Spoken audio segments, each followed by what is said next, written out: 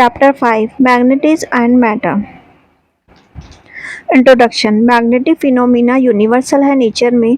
War distance galaxy tiny invisible atom human speeds all are permeated through and through with a host of magnetic field variety of source से उत्पन्न हुए हैं। और जो अर्थ का magnetism है वो ह्यूमन के इवोल्यूशन से भी पहले का है। और जो वर्ड मैग्नेट है वो ड्राइव्ड हुआ है ग्रीस में एक आइलैंड है जिसे मैग्नीशिया कहते हैं। वहाँ पर 600 BC से भी अर्ली मैग्नेटिक ऑर्स के डिपॉजिट मिले थे। इन द प्रीवियस चैप्टर में हम पढ़ेंगे कि प्रीवियस चैप्टर में हमने पढ़ा था कि मूविंग चार्जेस और इलेक्ट्रिक करंट कैसे प्रोड्यूस करते हैं मैग्नेटिक फील्ड को। और ये जो डिस्कवरी थी वो 19th सेंचुरी से भी पहले डिस्कवर की थी, जिसका क्रेडिट ऑरस्टेड, एम्पियर और बायोसावर्ट और अदर साइंटिस्ट को जाता है। लेकिन इन प्रेजेंट चैप्टर में हम पढ़ेंगे मैग्नेटिज्म को एक अलग सब्जेक्ट के रूप में। सम ऑफ कॉमनली आइडियाज़ हैं रिगार्डिंग मैग्नेटिज्म से। फर्स्ट, अर्थ बिहेव करता है मैग्नेट की तरह विद द मैग्नेटिक फील्ड, जिसका मैग्नेटिक फील्ड का point approximately geographic south to north होता है। जब भी बार मैग्नेट को फ्रीली सस्पेंड किया जाता है तो इसका पॉइंट नॉर्थ साउथ डायरेक्शन में हो जाता है।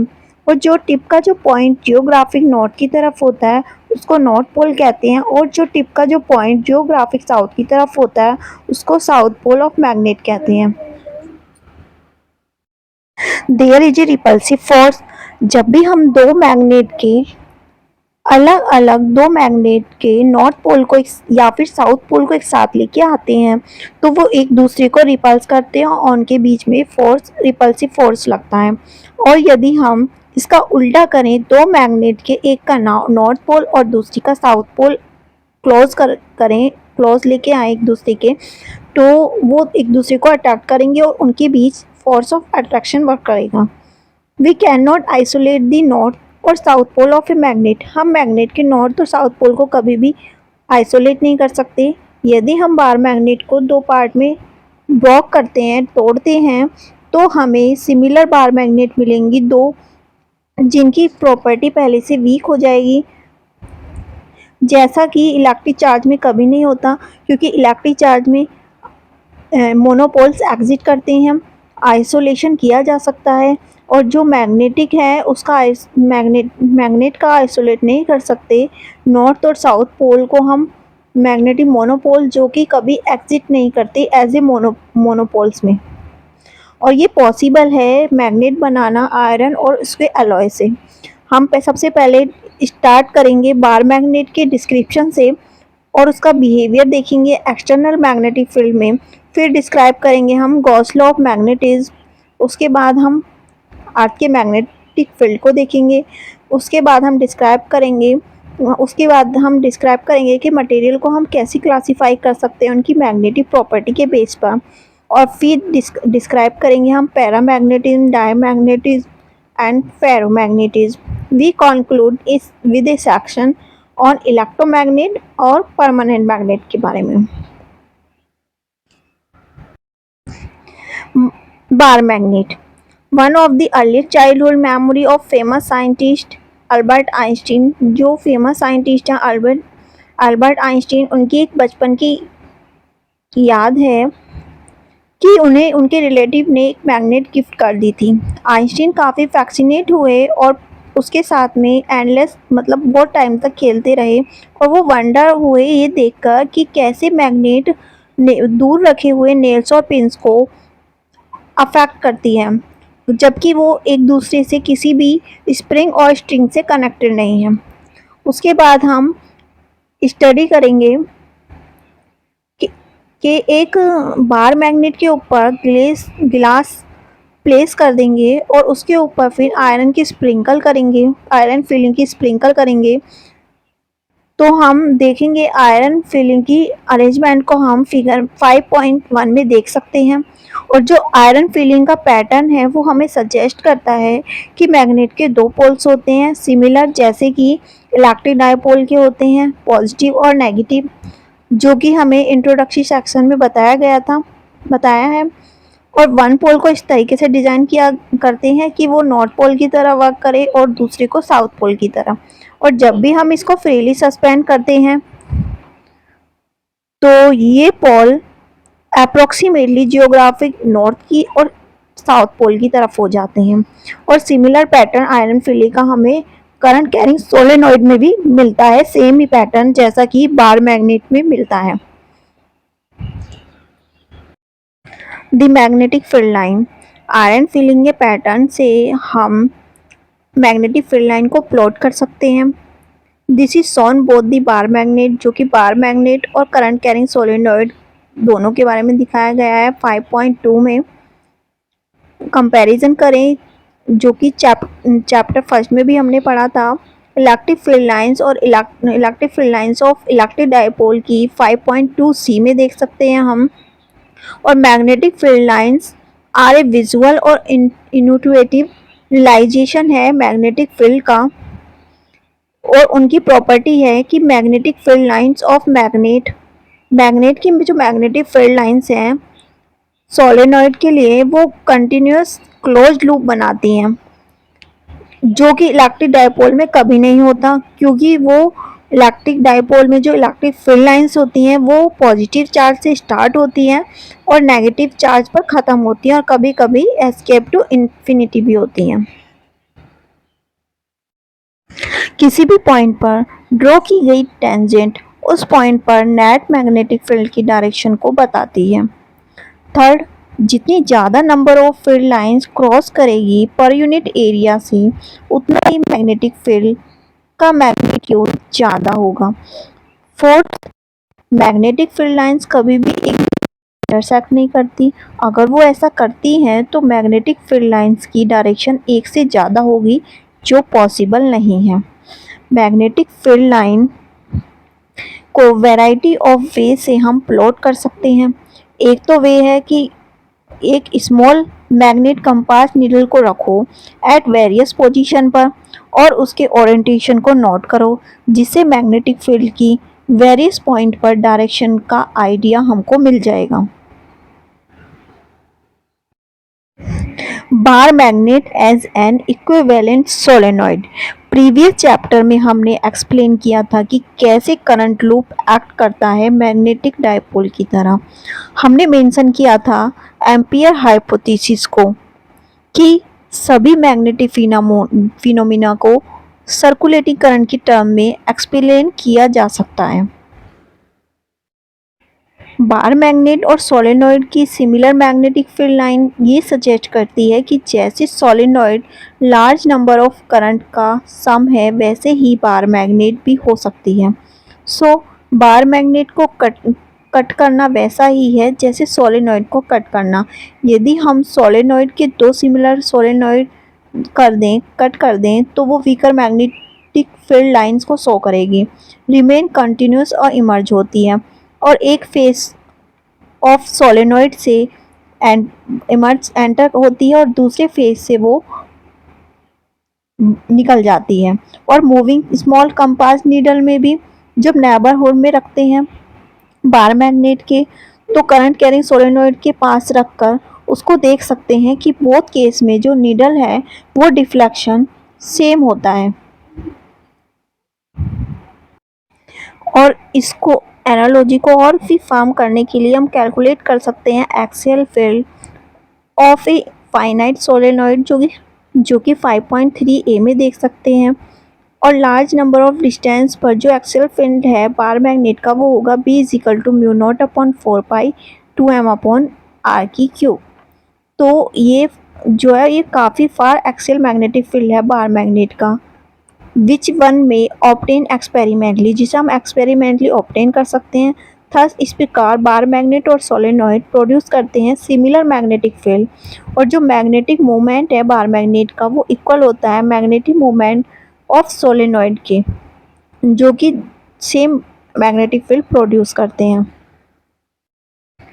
The dipole in a uniform magnetic field, एक स्मॉल कंपास नीडल जिसका मैग्नेटिक मोमेंट m हो उसे मैग्नेटिक फील्ड में ऑक्सीलेट कराते हैं, और यह फिगर में हम देख सकते हैं 5.3 b में। सुई पर जो टॉर्क फील होगा वो होगा torque is equal to m cross B. Cross product को सॉल्व करेंगे तो एम बी साइन थीटा हो जाएगा, और टॉर्क एक रिस्टोरिंग टॉर्क है तथा थीटा एम और बी के बीच का एंगल है। मैग्नेटिक पोटेंशियल एनर्जी के लिए जो इलेक्ट्रोस्टैटिक पोटेंशियल एनर्जी के सिमिलर हम टर्म यूज करेंगे, तो U m is equal to torque theta d theta. Torque की वैल्यू सब्स्टिट्यूट करेंगे तो m B sine theta d theta हो जाएगी। साइन थीटा को सॉल्व करेंगे तो minus m B cos theta होगी, माइनस एम बी वैल्यू आएगी। पोटेंशियल एनर्जी जीरो होने का मीन्स है theta is equal to 90 degree होना। जब भी नीडल परपेंडिकुलर होगी तो वो एनर्जी वहाँ पर एनर्जी मिनिमम होगी, और जब theta is equal to zero होगा तो हमारा जो टर्म होगी वो बहुत स्टेबल होगी और मैक्सिमम हो और मिनिमम होगी माइनस एम बी। बट जब थीटा इज इक्वल टू हम 180 डिग्री लिखेंगे तो वो मोस्ट अनस्टेबल होगी और हमारा टॉर्क मैक्सिमम होगा at theta is equal to 180 पर। इलेक्ट्रोस्टैटिक एनालॉग, अगर हम 5.1, 5.2, 5.3 इक्वेशन को इलेक्ट्रिक डायपोल की इक्वेशन से कंपेयर करें तो magnetic field at large distance पर ड्यू टू बार मैग्नेट निकालने के लिए जो electric field due to an electric dipole moment था उसमें पी की वैल्यू पी की इक्वेशन है उसमें केवल कुछ चेंज कर हम निकाल सकते हैं, जैसे कि ई के प्लेस पर हम बी सब्स्टिट्यूट कर देंगे और पी के प्लेस पर एम, और 1/4 पाई एप्सिलॉन नॉट के प्लेस पर हम mu naught upon 4 pi. Equatorial field B E of a bar magnet at a distance r 4, जहाँ पर आर बहुत ही ज़्यादा लार्ज होगा एज कंपेयर टू एल, और वहाँ पर जहाँ एल की साइज जो मैग्नेट का साइज होगा एल है वो, तो B E is equal to minus mu naught m upon 4 pi r की क्यूब होगा। सिमिलर एक्सियल फील्ड पर B A is equal to mu naught upon 4 pi 2m upon r की cube होगा। Magnetism and Gauss law, in chapter first में हमने Gauss law for electrostatic के बारे में पढ़ा था। 5.2 सी में क्लोज सरफेस से जो निकलने वाली लाइन थी वो इक्वल है एंटर करने वाली लाइन की। This is the consistent that the net charge enclose by the surface zero होता है। हाउ एवर सेम फिगर 2 में किसी पॉजिटिव चार्ज को घेरती है के लिए जो नेट फ्लक्स होता है, this situation is radically different है मैग्नेटिक फील्ड के लिए जो कि कंटिन्यूस क्लोज लूप बनाती है। यदि हम 5.2 ए फिगर और 5.2 बी फिगर देखें तो एक गॉसियन सरफेस तो सरफेस से जो निकलने वाली मैग्नेटिक फील्ड लाइंस सरफेस पर एंटर करने वाली लाइंस के इक्वल हैं। For both surface magnetic flux zero है, जो किसी भी क्लोज सरफेस के लिए ट्रू है। तो कंसीडर करते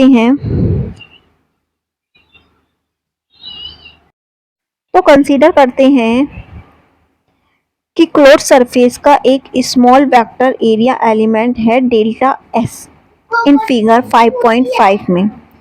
तब magnetic flux through magnetic field at delta, जो मैग्नेटिक फ्लक्स होगा डेल्टा एस से निकलने वाला उसको हम डिफाइन करेंगे delta phi B is equal to B dot delta S से, जहाँ पर बी मैग्नेटिक फील्ड है एट डेल्टा एस पर, और एस को डिवाइड कर देते हैं स्मॉल एरिया एलिमेंट में और कैलकुलेट करते हैं इंडिविजुअल फ्लक्स में से पास होने वाला मैग्नेटिक फ्लक्स। तो जो हमारी वैल्यू आएगी वो वैल्यू आएगी phi B is equal to sigma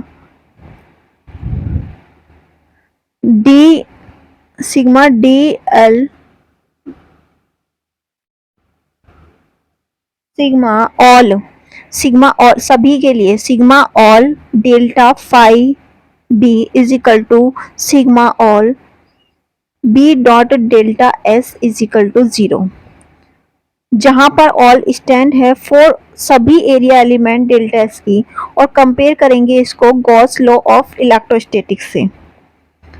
तो जो हमारा फ्लक्स होगा क्लोज सरफेस पर वो हो जाएगा, क्लोज सरफेस के लिए जो हमारी वैल्यू थी इलेक्ट्रोस्टैटिक की वो थी E dot delta S is equal to q naught q upon epsilon naught, जहाँ क्यू इलेक्ट्रिक चार्ज था इनक्लोज्ड बाय सरफेस, और डिफरेंस बिटवीन जो गॉस लॉ है मैग्नेटिज्म का और जो गॉस लॉ है इलेक्ट्रोस्टैटिक का उसको देखें तो दोनों के बीच में जो डिफरेंस है वो है कि आइसोलेट मैग्नेटिक पोल्स के बीच में कि कभी आइसोलेटेड मैग्नेटिक पोल एग्जिट नहीं करते, बी का कोई सोर्स और सिंक नहीं होता। सिंपलेस्ट हम कह सकते हैं कि मैग्नेटिक एलिमेंट एक डाइपोल की तरह ही एग्जिट करता है हमेशा, या करंट लूप की तरह।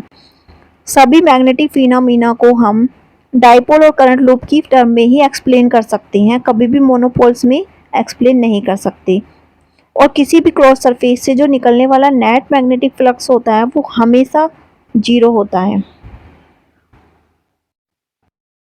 मैग्नेटाइजेशन एंड मैग्नेटिक इंटेंसिटी, जो अर्थ है वो बहुत सारे वैरायटी ऑफ एलिमेंट से भरी पड़ी है और कंपाउंड से।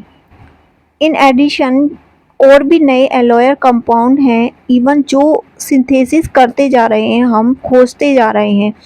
क्या तुमने इन सभी सब्सटेंस को उनके मैग्नेटिक प्रॉपर्टी के बेस पर क्लासीफाई करा है? चलो तो आज करते हैं।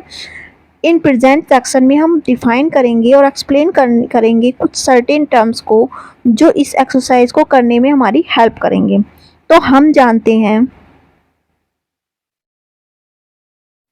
कि एटम में सर्कुलेटिंग इलेक्ट्रॉन का एक मैग्नेटिक डाइपोल होता है। किसी बल्क मटेरियल में मीन्स बहुत बड़े मटेरियल में ये मैग्नेटिक मूवमेंट वर्टिकली फॉर्म में एडअप होकर नेट मैग्नेटिक मूवमेंट देता है। एग्जाम्पल के बेस पर हम देख सकते हैं कि किसी भी सैंपल का जो मैग्नेटाइजेशन होता है वो इक्वल होता है m net magnetic movement net पर यूनिट वॉल्यूम की। तो m इज इक्वल टू हो जाएगा m नेट अपॉन v, जहाँ पर जो कैपिटल M है वो फैक्टर है जिसकी डायमेंशन L इनवर्स A होती है और उसकी यूनिट है एम्पियर पर मीटर। तो कंसीडर करते हैं एक लंबी सोलेनॉइड है जिसकी पर यूनिट लेंथ है L, पर जो n टर्न्स हैं और करंट I है। तो सोलेनॉइड के जो अंदर मैग्नेटिक फील्ड होगा वो होगा B naught is equal to mu naught N आई।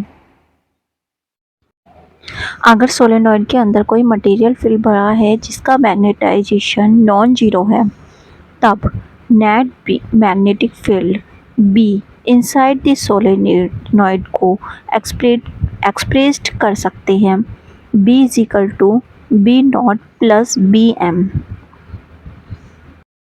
जहाँ पर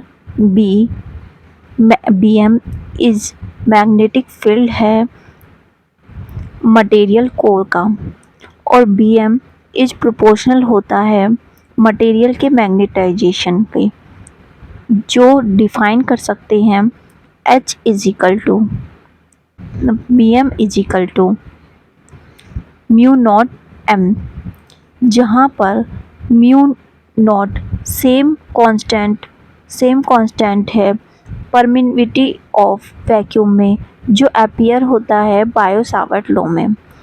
it is convenient to introduce another vector field H, जिसे हम मैग्नेटिक इंटेंसिटी कहते हैं, जिसको हम डिफाइन कर सकते हैं H is equal to B upon mu naught minus M, जहाँ पर H की डायमेंशन M की डायमेंशन के सेम है और यूनिट भी एम्पियर पर मीटर है। तो टोटल मैग्नेटिक फील्ड B को हम लिख सकते हैं B is equal to mu naught H plus M। हम दोबारा प्रोसीजर को रिपीट करते हैं जो हमने ऊपर सोलेनॉइड के अंदर टोटल मैग्नेटिक फील्ड को दो पार्ट में डिवाइड किया है।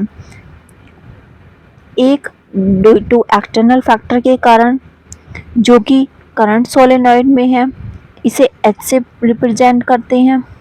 और दूसरा, मैग्नेटिक मटेरियल की स्पेसिफिक नेचर के कारण मैग्नेटिक फील्ड, इसे M से रिप्रेजेंट करते हैं।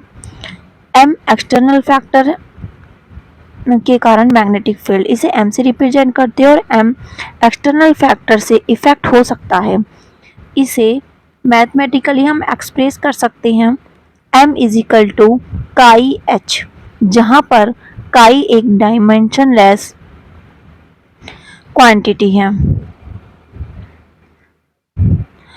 जिसे हम मैग्नेटिक ससेप्टिबिलिटी कहते हैं, और ये मेज़र करती है कि कैसे एक्सटर्नल फील्ड में मैग्नेटिक मटेरियल रिस्पॉन्ड करती हैं।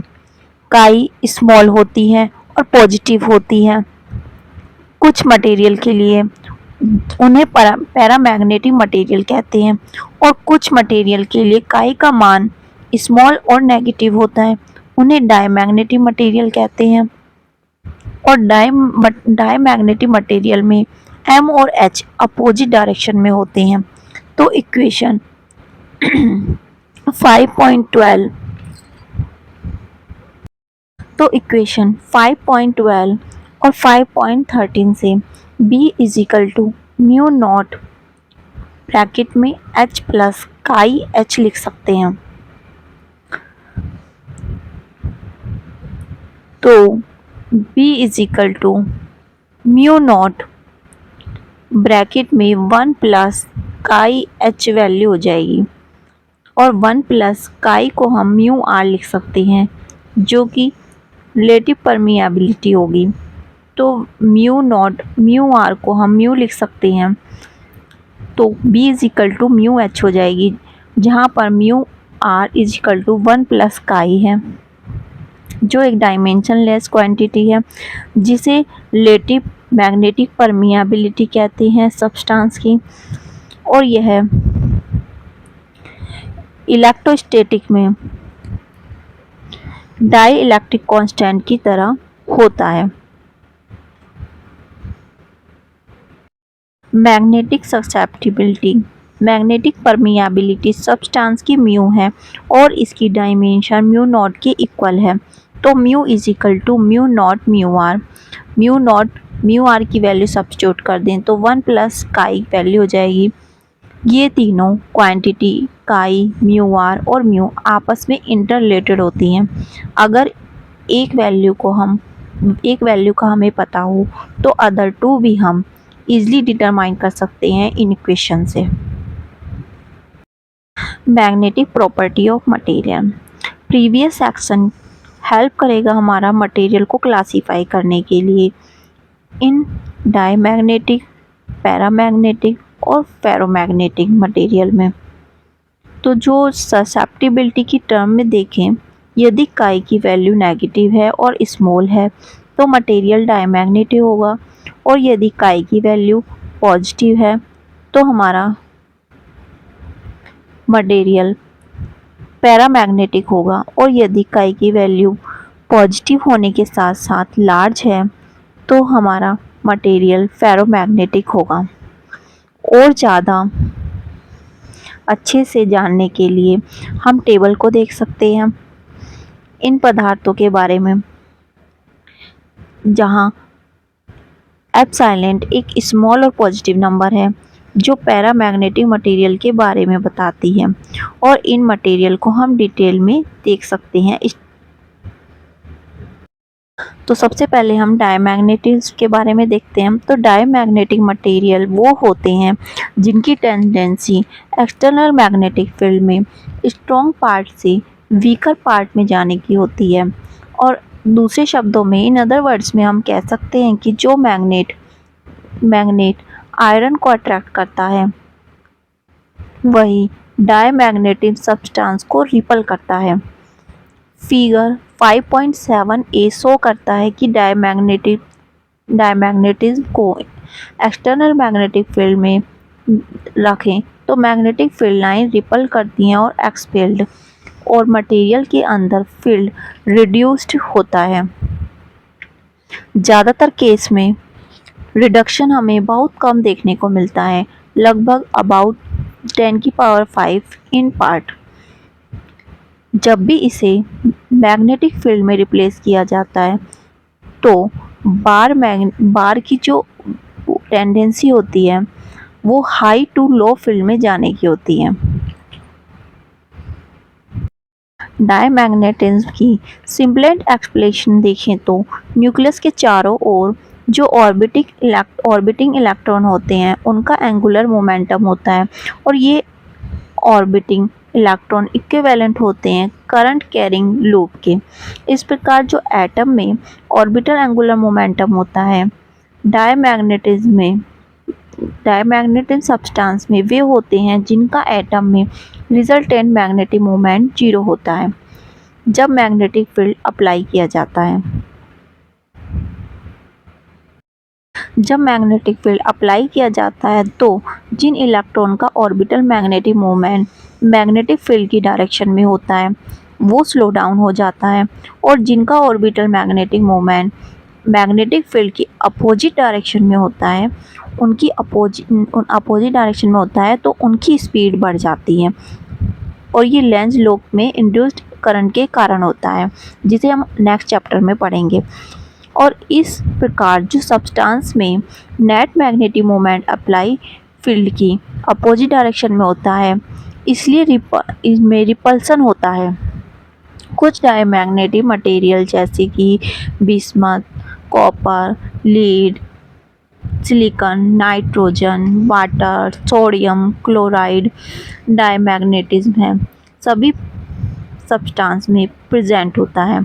हाउएवर कुछ केसों में ये इतना वीक होता है कि पैरामैग्नेटिज्म और फेरोमैग्नेटिज्म जैसे सब्सटेंस इस पर शिफ्ट हो जाते हैं। सबसे ज़्यादा डायमैग्नेटिक मटेरियल सुपरकंडक्टर हैं। ये ऐसे मटेरियल हैं जिन्हें यदि कूल डाउन कर दिया जाए लो टेम्परेचर पर तो ये एक्सिबिट करती हैं एज ए बोथ दोनों की तरह perfect conductivity and perfect diamagnetism की तरह। मैग्नेटिक फील्ड लाइंस इनमें कम्प्लीटली एक्सपेल्ड होती हैं मीन्स बाहर रहती है जिसमें जैसे कि काई की वैल्यू -1 और म्यू आर की वैल्यू 0। एक सुपरकंडक्टर रिपल करता है एक मैग्नेट को या मैग्नेट इसे रिपल करेगी। सुपरकंडक्टर में जो डायमैग्नेटिज्म की परफेक्ट फिनोमिना होती है उसे माइजनर इफ़ेक्ट कहते हैं। ये नाम इसके इन्वेंटर के नाम पर है, जो साइंटिस्ट जिन्होंने इसे डिस्कवर किया था उनके नाम पर है। वैरायटी ऑफ सिचुएशन में हम सुपर कंडक्टिंग मैग्नेट को काफ़ी गेनफुली रही है, जैसे कि रेल को बहुत तेज़ चलाने के लिए ये हेल्प करती है, काफ़ी बेनिफिट है इसके।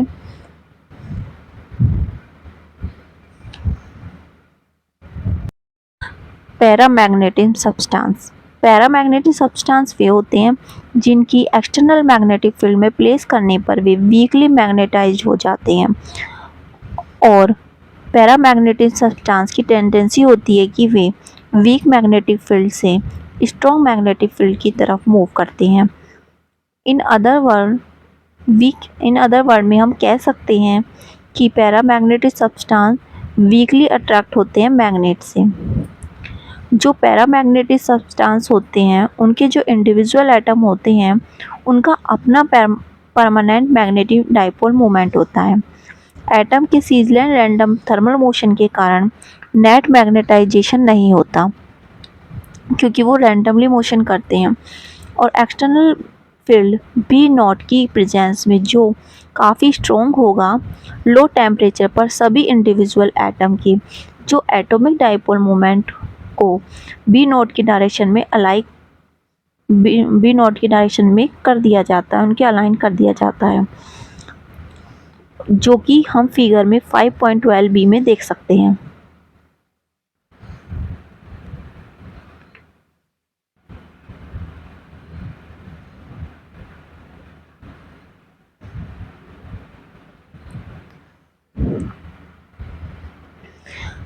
एक्सटर्नल मैग्नेटिक फील्ड में पैरामैग्नेटिक मटेरियल की जो बार है उसको magnetic field line paramagnetic material में अंदर की तरफ कंसंट्रेट करती है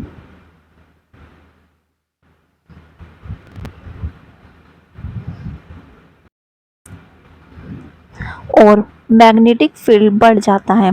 ज़्यादातर केस में ये एनहेंसमेंट बड़ा बहुत ही स्लाइटली होता है, अबाउट 1/10⁵। जब इसे नॉन यूनिफॉर्म मैग्नेटिक फील्ड में रखेंगे तो बार की जो वीक मैग्नेटिक फील्ड है वो स्ट्रॉन्ग की तरफ जाने की उनकी टेंडेंसी होगी। कुछ पैरामैग्नेटिक मटेरियल हैं जैसे कि aluminium, sodium, calcium, oxygen, add-STP पर और कॉपर क्लोराइड। एक्सपेरिमेंटली पाया गया है कि पैरामैग्नेटिक मटेरियल का जो मैग्नेटाइजेशन होता है वो इन्वर्सली प्रोपोर्शनल होता है एब्सोल्यूट टेम्परेचर के। फेरोमैग्नेटिक सब्सटेंस वो सब्सटेंस होते हैं जो स्ट्रांगली मैग्नेटाइज होते हैं जब उन्हें एक्सटर्नल मैग्नेटिक फील्ड में रखते हैं और उनकी टेंडेंसी वीक मैग्नेटिक फील्ड से स्ट्रॉन्ग मैग्नेटिक फील्ड की तरफ जाने की होती है। तो फेरोमैग्नेटिक मैग्नेटिज्म में किसी भी इंडिविजुअल एटम का पैरामैग्नेटिक मटेरियल की तरह डायपोल मोमेंट होता है। हाउएवर वे एक दूसरे से इस प्रकार इंटरेक्ट करते हैं कि वे सभी मैक्रोस्कोपिक वॉल्यूम में एक कॉमन डायरेक्शन में अलाइन हो जाएं, जिसे डोमेन कहते हैं। इसे कोऑपरेटिव इफेक्ट की एक्सप्लेनेशन के लिए क्वांटम मैकेनिक्स की रिक्वायर होती है जो इस बुक से बाहर है। इस डोमेन का प्रत्येक डोमेन का अपना मैग्नेटाइजेशन होता है। एक डोमेन में अप्रॉक्स 10⁻11 एटम होते हैं। सबसे पहले हम मैग्नेटाइजेशन एक डोमेन से दूसरे डोमेन तक जाने में रैंडमली वरीज करता है। यहाँ कोई बल्क मैग्नेटाइजेशन नहीं होता और इसे फिगर 5.8 में देख सकते हैं। जब मैग्नेटिक फील्ड अप्लाई किया जाता है तो डोमेन खुद को बी नॉट की डायरेक्शन में ओरिएंट कर लेता है और साइज में बढ़ने लगता है। एक्सिस्टेंस जो डोमेन की एक्सिस्टेंस होती है और बी नॉट की डायरेक्शन में जो उनकी मूवमेंट केवल अनुमान नहीं है बल्कि फेरोमैग्नेटिक के सब्सटेंस के पाउडर को किसी लिक्विड में स्प्रिंकल करके उसके सस्पेंशन को माइक्रोस्कोप से उसके मोशन ऑफ सस्पेंशन को देखा जा सकता है। ये सिचुएशन शो करती है कि सभी डोमेन में एक डायरेक्शन में अलाइन कर एक सिंगल जायंट डोमेन बना लिया है। सभी जो छोटे छोटे सिंगल डोमेन होते हैं वो जब एक डायरेक्शन में अलाइन हो जाते हैं तो वो सभी मिलकर एक जायंट डोमेन बना लेते हैं। इस प्रकार जो फेरोमैग्नेटिक मटेरियल है उसमें जो फील्ड लाइंस होती हैं वो बहुत ही अधिक कंसंट्रेटेड हो जाती हैं in non uniform magnetic field में। मटेरियल की हाई मैग्नेटिक फील्ड में जाने की टेंडेंसी होती है। हम यह देख सकते हैं कि एक्सटर्नल फील्ड को हटा लेने पर कुछ फेरोमैग्नेटिक मटेरियल में जो मैग्नेटाइजेशन होता है वो बना रहता है। ऐसे मटेरियल को हार्ड मैग्नेट कहते हैं, मीन्स स्ट्रॉन्ग फेरोमैग्नेटिक मटेरियल कहते हैं।